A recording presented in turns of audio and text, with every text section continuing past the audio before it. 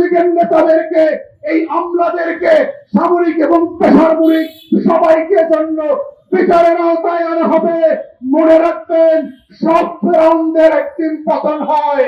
মানুষ যুদ্ধ করে দেশ স্বাধীন করে নয়, এই বাংলাদেশের জন্য হাজার হাজার মানুষ জীবন দেয় নয়, এই বাংলাদেশের জন্য আমার গরিব কৃষক পায়ের ঘাম মাটিতে ফেলে সোনার ফসল ফলায় না, এই বাংলাদেশের জন্য আমার রিক্সাওয়ালা, আমার শ্রমিকরা, আমার পোশাক শিল্প শ্রমিকরা গায়ের ঘাম মাথায় তোলে, রক্ত বিক্রি করে, বিদেশে কাপড় বিক্রি করে ডলার আনে না। এটা বাংলাদেশের স্বাধীনতার সাথে সত্যারি করা হয়েছে। আওয়ামী লীগ সরকার আওয়ামী রাজাকারে পরিণত হয়েছে। এই দামি সরকার পাকিস্তানে হানাদারদেরকে ছড়িয়ে গিয়ে আওয়ামী হানাদারে পরিণত হয়েছে, আওয়ামী আলবদরে পরিণত হয়েছে। এর মধ্য দিয়ে বাংলাদেশ সরকার বাংলাদেশের স্বাধীনতা, সার্বভৌমত্ব এবং জাতীয় স্বার্থকে প্রতিদিন রাতে পদদলিত করে বাংলাদেশকে একটা গরিব রাষ্ট্রে পরিণত করা হয়েছে। এবং আওয়ামী লীগের নেতাদেরকে, এই আমলাদেরকে, সামরিক এবং বেসামরিক সবাইকে জন্য বিচারের আওতায় আনা হবে। মনে রাখবেন, সব ফেরাউনদের একদিন পতন হয়। কোনো না কোনো দিন এই ফেরাউনকেও পানিতে ডুবে মরতে হবে। কোনো না কোনো একদিন এই নমরুদকে এক মশায় কামড় দেবে। কোনো না কোনো একদিন এই কারণকে মাটি খেয়ে ফেলবে। সেই দিন খোলার কসম আপনাদেরকে বিচারের কাজ করায় দাঁড়াইতে হবে। প্রত্যেকটা আসনের, প্রত্যেকটা টাকার অঙ্কের, ডলারের সুদে আসলে হিসাব দিতে হবে। এই বাংলাদেশে বাংলাদেশ কাউকে মাফ করে নাই। ইতিহাস থেকে দেখেন, বাকশালীদেরকে এই দেশ মাফ করে নাই, এরশাদকে মাফ করে নাই, কোন স্বৈরাচারকে, বাকশালীদেরকে ভবিষ্যতে মাফ করা হবে না, হবে না এবং হবে না।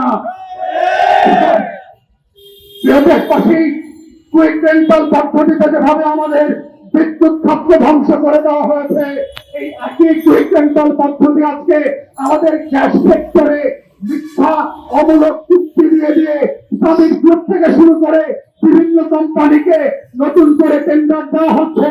এটার মানে হচ্ছে ওভার ক্যাপাসিটি চার্জ দিতে হবে।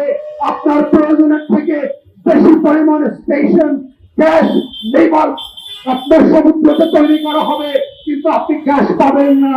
ডলারে ডলারে চুক্তি করে টাকা পাচার করবেন, কিন্তু আপনার ঘর বাড়িতে গ্যাস থাকবে না।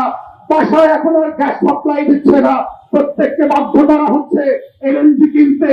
এর মধ্য দিয়ে হচ্ছে একটা লুটেরার মডেলের মধ্য দিয়ে বাংলাদেশ গ্যাস ক্ষেত্রকে নতুন করে পরাধীন করে দিচ্ছে।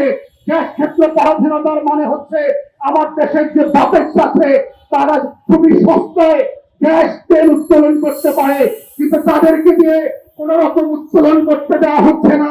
ভোলাতে গ্যাস উত্তোলন করা হচ্ছে, কিন্তু সাপ্লাই দেওয়া হচ্ছে না। বরিশাল বিভাগে আমাদের বঙ্গোপসাগরে 36টা ব্লক আছে গ্যাসের, কিন্তু বাপেশপুরকে সেখান থেকে গ্যাস উত্তোলন করতে দেওয়া হচ্ছে না। ঠিক একই ভাবে কুইক রেন্টালের মধ্য দিয়ে আমদানি নির্ভর বিদেশ থেকে গ্যাস কেনার চুক্তি করা হচ্ছে বারবার স্বামী গ্রুপকে এবং অন্যদেরকে দিয়ে। একইভাবে বাংলাদেশের টাকা ডলারের ট্রান্সফার হয়ে বাইরে চলে যাবে।